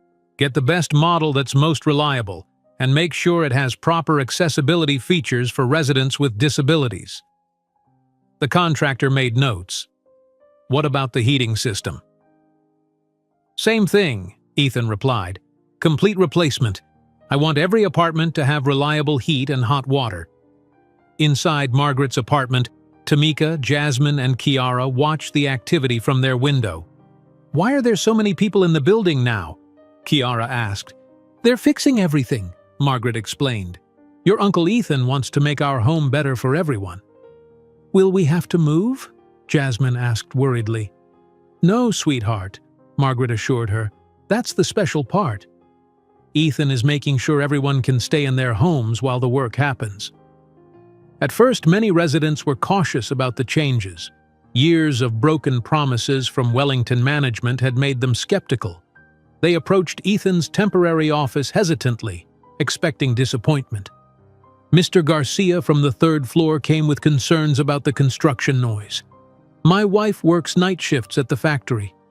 She sleeps during the day. All this hammering and drilling. Thank you for telling me, Ethan responded. We'll adjust the work schedule on your floor to start after 1 in the afternoon. Will that help? Mr. Garcia looked surprised. Yes, that would be perfect. You can actually do that? Of course, Ethan nodded. This renovation is for the residents, not despite them.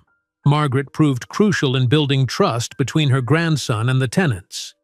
Many came to her first with their concerns, and she encouraged them to speak directly with Ethan. He really wants to hear from you, she told Mrs. Thompson, an elderly resident who worried about being displaced. Ethan isn't like the previous owners. He actually listens. Gradually, residents began sharing not just concerns but ideas for improvements. Emily Chen approached Ethan one evening after her hospital shift. "Many of us work irregular hours," Emily explained. "Childcare is our biggest challenge and expense.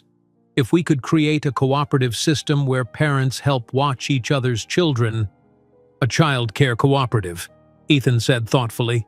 "That's an excellent idea. What would you need to make it work?" "A dedicated space," Emily replied, "and some basic supplies. Parents would volunteer time based on their schedules." "Let's make it happen," Ethan decided. "We can convert part of the community room or find another space in the building." Roberto Gonzalez brought suggestions for accessibility improvements. "Not just for me," he explained during a resident meeting. "There are 8 people with mobility issues in this building. Simple changes would make a huge difference." "Like what?" Ethan asked, taking notes. "Wider doorways, grab bars in bathrooms, ramps at entrances, lower light switches," Roberto listed. "And a working elevator is essential." The Patel family offered ideas for their grocery store. "If we had more space and better refrigeration," Mr. Patel suggested, "we could offer more fresh fruits and vegetables at affordable prices. Many residents can't easily get to the big supermarkets." "Would expanding into the empty storage room next door help?" Ethan asked. Mrs. Patel's eyes widened. "That would be wonderful. But Wellington always refused our requests to use that space." "Consider it done," Ethan said, "and we'll discuss a fair lease that allows your business to thrive while serving the community."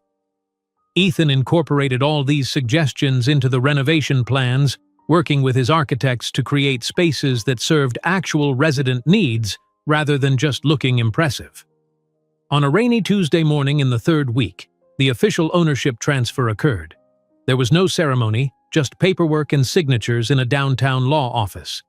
Sandra Williams handled the closing while Ethan attended a resident council meeting at Parkview Heights.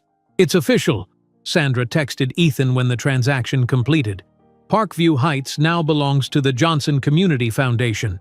That evening, Ethan hosted a community dinner in the renovated community room.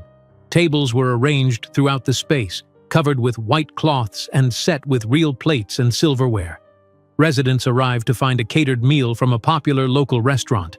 Children ran excitedly around the room while adults greeted neighbors they had rarely spoken with before. The atmosphere was celebratory but also slightly uncertain.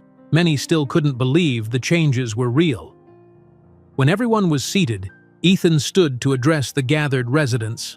The room quieted immediately. "Today, ownership of this building officially transferred to the Johnson Community Foundation," Ethan announced, prompting applause. "But this isn't just about a change in ownership. It's about a change in how we think about housing and community." Ethan explained the changes that would be coming: rent adjustments based on income, a medical assistance fund for emergencies, building-wide renovations, and expanded community spaces including the childcare cooperative Emily had suggested and the expanded grocery store the Patels had requested. "Most importantly," Ethan continued, "we're establishing a resident council with real decision-making power. This building belongs to all of you who live here. You should have a voice in how it's managed." Roberto raised his hand. "Who will replace Sharon as property manager?" "We're interviewing candidates now," Ethan replied. "The resident council will meet the finalists and help make the decision. We want someone who understands that their job is to serve the community, not control it." Mrs. Dawson spoke up from the back. "These changes sound wonderful, but how can we be sure they'll last? What happens if your foundation decides to sell the building someday?" "That's an excellent question," Ethan acknowledged. "The foundation's charter, which is a legal document, prevents the sale of this building unless approved by a 75% vote of residents. Your homes are protected." As the questions continued, Margaret watched her grandson with pride. The boy she had raised after his parents died had grown into a man who understood the true meaning of success, using resources to help others. When the formal discussion ended, Ethan surprised everyone by asking Margaret to speak. She hadn't been prepared and looked momentarily startled as he helped her to the front of the room. Margaret stood before her neighbors, her hands trembling slightly. She had known many of them for years, but had rarely spoken to a large group. "I'm not good at speeches," she began hesitantly, "but I want to say something about what's happening here." The room grew completely quiet as Margaret gathered her thoughts. "For many years, I've lived in this building. I've raised children and grandchildren here. I've watched neighbors come and go. Some left by choice. Many left because they were forced out when they couldn't afford rising rents or couldn't bear the poor conditions." Margaret's voice grew stronger as she continued. "During those hard times, we rarely spoke to each other. We were all just trying to survive. We didn't have energy for community." She looked around the room at the faces watching her. "This building is made of brick and mortar, but a home is built with respect and care.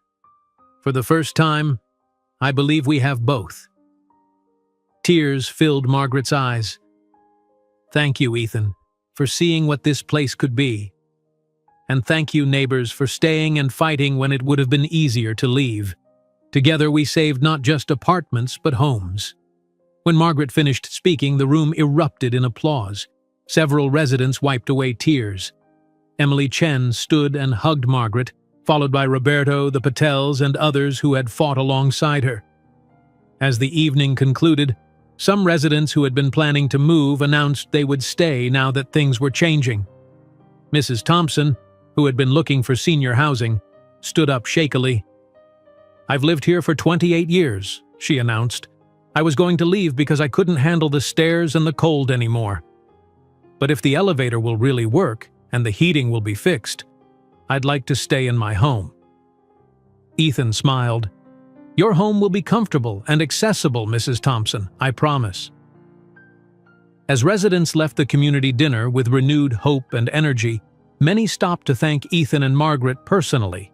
The building already felt different, warmer and more connected. Margaret watched as her granddaughters played with other children from the building, no longer separated by the invisible barriers that had divided residents before. "You've done something remarkable here," she told Ethan quietly. "Something that will last beyond all of us." "I couldn't have done it without you, Grandma," Ethan replied. "You showed me what matters most." 6 months later, Parkview Heights looked like an entirely different building. The once cracked exterior now displayed fresh paint in warm colors. New windows sparkled in the morning sunlight. The building entrance featured a wide, gently sloping ramp alongside the steps, making the building accessible to everyone.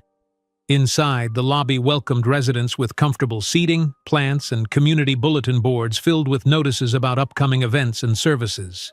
The elevator, now completely reliable, opened to reveal Roberto Gonzalez heading to the 5th floor for the monthly resident council meeting. The community room had been expanded to include a computer area, reading nook, and space for the childcare cooperative that Emily Chen had proposed. Today, the large table in the center held papers, coffee cups, and plates of muffins from the Patel's expanded grocery store. Margaret Johnson sat at the head of the table in her role as resident council chairperson.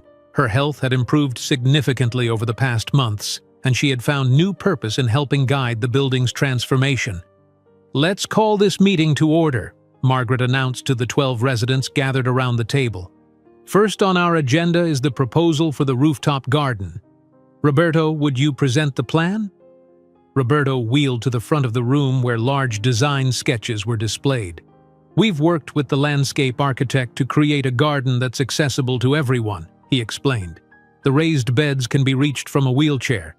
There's seating throughout the space, and we've included a children's garden area where kids can grow their own plants." Mrs. Thompson raised her hand. "What about water? Carrying watering cans to the roof would be difficult for many of us." "Good question," Roberto nodded. "The design includes a rainwater collection system and drip irrigation. Very little manual watering will be needed." After additional questions, Margaret called for a vote. "All in favor of approving the rooftop garden plan, please raise your hands." The vote was unanimous. As Margaret recorded the result, the door opened and Ethan Johnson entered the room. "Sorry to interrupt," he said with a smile. "I can come back later if you're still meeting." "We're almost finished," Margaret replied. "In fact, we just approved the rooftop garden plans." Ethan looked pleased. "That's excellent timing. The foundation board approved the budget for that project yesterday." When the meeting concluded, most residents left for work or other activities. Margaret and Ethan remained to talk privately. "How are you feeling, Grandma?" Ethan asked, pouring her a fresh cup of coffee. "Better than I have in years," Margaret smiled. "Being useful gives me energy, and not worrying about losing our home helps too." "I have some news to share," Ethan said. "The Johnson Community Foundation has reached agreements to purchase 2 additional properties that Wellington used to own." Margaret looked surprised. "You're expanding the model?" "Yes," Ethan nodded. "After seeing the success here, our board voted to extend the approach to other buildings. Both properties house low-income residents who face similar challenges to what you experienced." "That's wonderful news," Margaret said proudly. "So many more families will have secure homes." Their conversation was interrupted by a knock at the door. The building manager, David Wilson, a kind man in his 40s who had replaced Sharon Miller, looked slightly uncomfortable. "Excuse me, Mrs. Johnson, Mr. Johnson," he said. "There's someone here asking to speak with you both. It's Sharon Miller." Margaret and Ethan exchanged surprised glances. "Sharon?" Margaret asked. "What does she want?" "She wouldn't say specifically," David replied, "just that it's important and personal." Ethan looked at his grandmother. "It's your call, Grandma." "Do you want to see her?" Margaret thought for a moment. "Yes, send her in." A few minutes later, Sharon Miller entered the community room. She looked dramatically different from the intimidating property manager who had threatened Margaret months ago. Her designer clothes had been replaced with simple jeans and a sweater. Her perfect hairstyle was now a practical shortcut. Most notably, her confident, cold demeanor was gone. "Thank you for seeing me," Sharon said quietly. "I know this is unexpected." "Please sit down," Margaret offered, gesturing to a chair. Sharon sat, looking uncomfortable. "I wanted to come in person to apologize," she began. "Especially to you, Mrs. Johnson. What I did to you and the other residents was wrong, threatening you with eviction, taking your medication. I'm deeply ashamed of my behavior." "What happened after you left Wellington?" Ethan asked. "I cooperated with the authorities investigating Richard Wellington's financial crimes," Sharon explained. "That earned me a reduced sentence, 3 months in jail and 200 hours of community service instead of years in prison." "I read about Wellington's trial in the newspaper," Margaret commented. "He received 5 years. Sharon nodded. "He deserved it. He created the corrupt system, but I willingly participated. I can't blame him for my choices." "Why did you make those choices?" Margaret asked gently. Sharon looked down at her hands. "After my divorce 6 years ago, I had nothing. My ex-husband controlled all our money and left me with debt. I was desperate for financial security. When Wellington offered me this position with a big salary, I convinced myself that following his rules was just being a good employee." She paused, then continued more quietly. "I stopped seeing tenants as people. I saw them as problems to solve or obstacles to remove. It was easier that way." "And now?" Ethan asked. "My community service assignment was at a housing rights organization," Sharon replied. "I've been helping tenants understand their legal protections, the very protections I used to work around." She gave a sad smile. "Turns out I know all the landlord tricks from the inside." "What will you do next?" Margaret asked. "That's partly why I'm here," Sharon admitted. "My community service hours are completed, but I've continued volunteering. The director offered me a paid position starting next month. I wanted to make sure you wouldn't object, since I'd be working with vulnerable tenants again." Margaret and Ethan exchanged glances. "I think people deserve second chances when they truly understand their mistakes," Margaret said thoughtfully.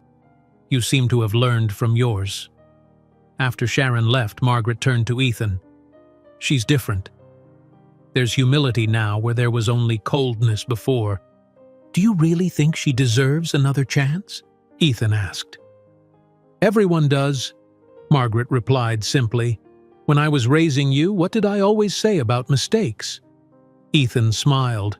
"That they are only useful if you learn from them." "Exactly," Margaret nodded.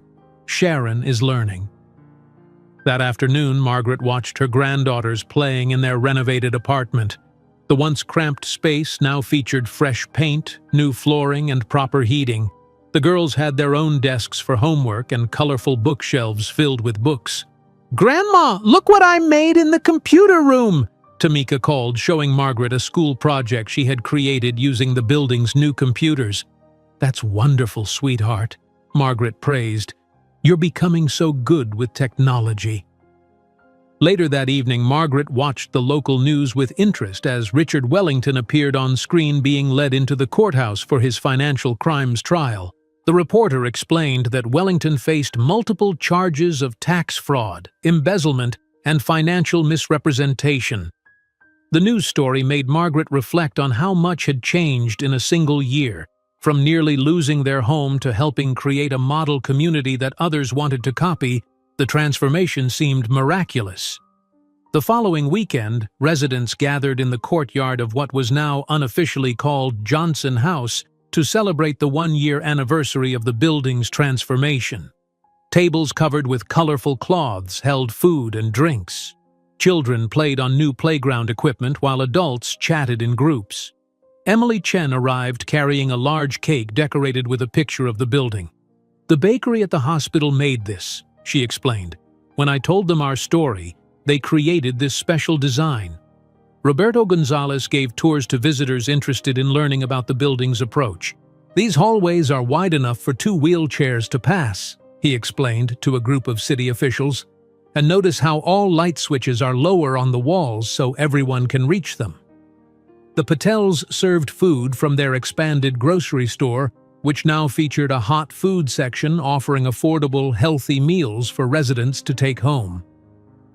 "Our business has never been better," Mr. Patel told a reporter from the Boston Globe who was covering the celebration. "With a fair lease and more space, we can serve our community properly." In the middle of the celebration, Ethan called for everyone's attention. He stood next to a covered object mounted on the courtyard wall. "1 year ago today," Ethan began, "we started a journey together. This building was falling apart. Residents faced harassment and uncertainty. Today we celebrate not just renovated apartments but a true community." He looked around at the gathered residents. "This success isn't because of me or the foundation. It's because of all of you who believed things could be different. Especially my grandmother, who taught me that true wealth isn't measured by money, but by how we treat others." Ethan removed the covering to reveal a bronze plaque that read, "Johnson House, where every resident matters. Founded 2023. This building is officially named Johnson House," Ethan announced, "in honor of Margaret Johnson, who showed us all what community really means." The crowd applauded as Margaret stepped forward, visibly moved by the gesture. "I don't know what to say," she began, her voice trembling slightly. "When I was growing up, my mother always told me that a home isn't just a place to sleep. It's a place where you belong, where you're respected, where you can grow. That's what we've created here together." As the celebration continued, Margaret sat on a bench, watching her granddaughters playing with other children. She noticed a woman with 2 small children enter the courtyard hesitantly. "Mrs. Davis?" Margaret called, recognizing a former tenant who had been forced out 2 years earlier when Sharon raised her rent beyond what she could afford. "Is that really you?" The woman approached, smiling widely. "Mrs. Johnson!" "Yes, it's me. I heard about the changes here and applied for an apartment last month. We're moving in next week. I never thought we'd be able to come back to this neighborhood." As sunset cast golden light across Johnson House, Margaret watched her community thrive with the knowledge that what they had built together would outlast them all. Proof that even in the hardest times, compassion could transform not just buildings, but the very foundation of how we live together. If you enjoyed today's video, I'm sure you'll love the next one. Don't waste time. Just click on the screen.